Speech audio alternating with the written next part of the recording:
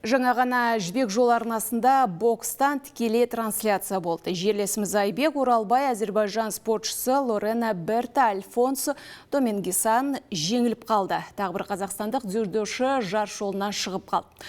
Нұрхан Шархан Өзбекстандық әлем чемпионына есе жіберді. Осылайша ел намысын қорғауға барған барлық дзюдошы жігіттердің ойыны аяқталды.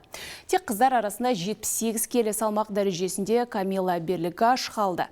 Ол татамиге ертең шығады. Ал бокстан әйелдер арасында Назым Қызайбай екінші жекпе-жегінде жеңіске жетті.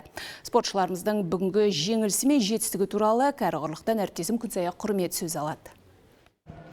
Бүгін әлемнің түкпір-түкпірінен келген дзюдосүйер қауым Шамды Марс аренасына қалды. Татамиге 100 келіге дейін күресетін спортшылар шықты. Қазақстан атынан 24 жастағы Нұрлыхан Шырхан күресті. Алғашқы белдесуінде ол бельгиялық Тома Никифоровты шидо есебімен жеңді. 1-8 финалында дзюдошымыз өзбекстандық Мусаварбек Турабоевпен татамиге шықты.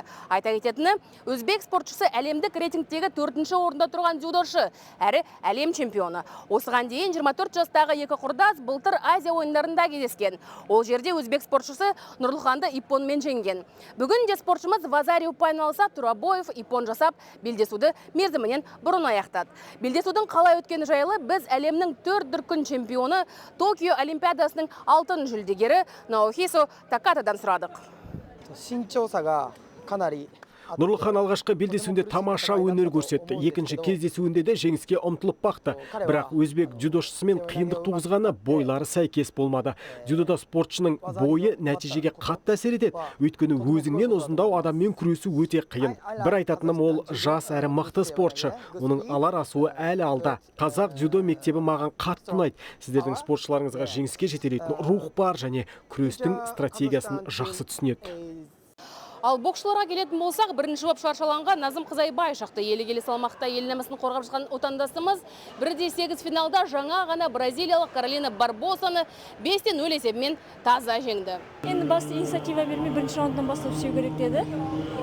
Бәрі ойдағыдай өтті.